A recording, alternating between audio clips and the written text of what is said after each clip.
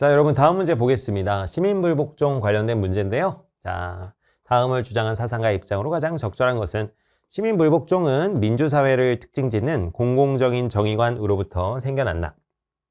시민복종의 이론은 입헌 민주주의에 대한 법적인 관점을 보충하고 있다. 그것은 법에 반하는 것이긴 하지만 위법행위라는 얘기죠. 법에 대한 충실성과 민주체제의 정치적 원리들에 호소하는 방식으로 합법적 민주적 권위에 반대할 수 있는 근거를 정식하는 것이다. 자, 롤스의 얘기고요. 이 제시문에 아주 많은 이야기가 나왔습니다, 여러분.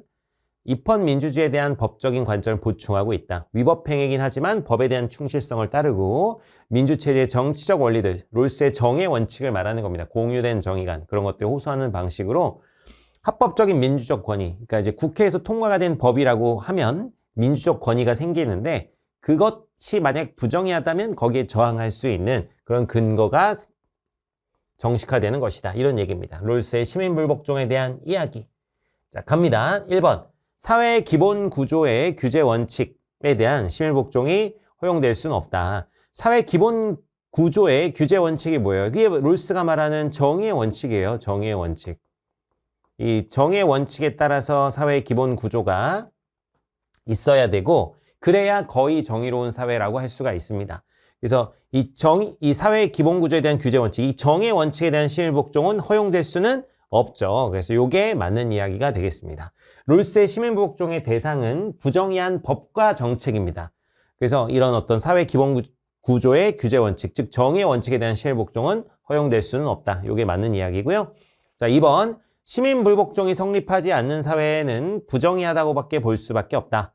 자, 시민복종이 성립하지 않는 사회가 이렇게 부정의한 사회일 수 있어요. 체제 자체가 부정의한 사회. 그런 사회는 예를 들면 중국이나 북한 같은 그런 사회에서 시민복종하는 거 아무 의미가 없죠. 시민복종 성립할 수가 없어요. 그런 사회는 롤스는 혁명을 해야 된다고 봅니다. 그래서 시민복종이 성립하지 않는 사회는 부정의한 사회도 있지만 아예 부정의가 발생하지 않는 완전히 정의로운 사회일 수도 있어요. 완전히 정의로운 사회.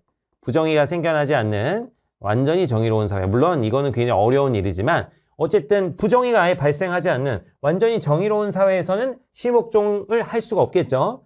그러니까 부정의하다고 볼 수밖에 없다는 건 아닙니다. 완전히 정의로운 사회일 수도 있기 때문에. 3번. 시민불복종이 정의로운 체제의 안정성을 이유로 제한될 수 있습니다. 시민불복종이 사회에 굉장히 혼란을 너무 심하게 가져와 준다면, 체제를 막 혼란에 빠뜨린다면 시민복종을 하는 것이 안 좋은 결과를 가져올 수밖에 없잖아요.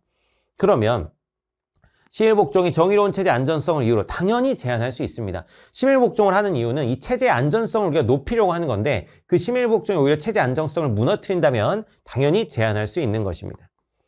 4번. 기본적 자유를 제한하는 법은 시민불복종의 대상일 수밖에 없다 그러는데 기본적 자유는 롤스의 정의 원칙 1원칙입니다.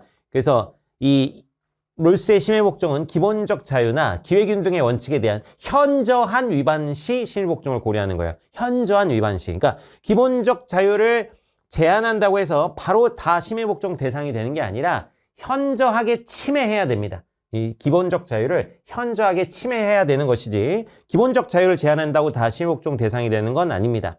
그리고 기본적 자유는 이 자유끼리 부딪힐 때는 제한될 수 있기 때문에 기본적 자유를 제한하는 것 자체가 나쁘다고 얘기할 수도 없어요.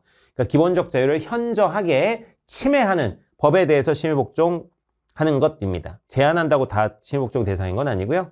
5번. 헌법에 근거한 법을 위반하는 시민복종이 정당화될 수 있죠. 헌법에 근거한다고 해서 다 정의로운 건 아닙니다. 헌법에 근거해서 법이 만들어졌어도 그게 현실에서 이 부정의한 방식으로 나타날 수 있기 때문에 헌법에 근거한 법도 시민복종 대상이 될 수 있습니다. 그래서 헌법에 근거한 법을 위반하는 시민복종 정당화될 수 있죠, 당연히. 자, 그래서 가장 적절한 거 정답은 1번 되겠습니다.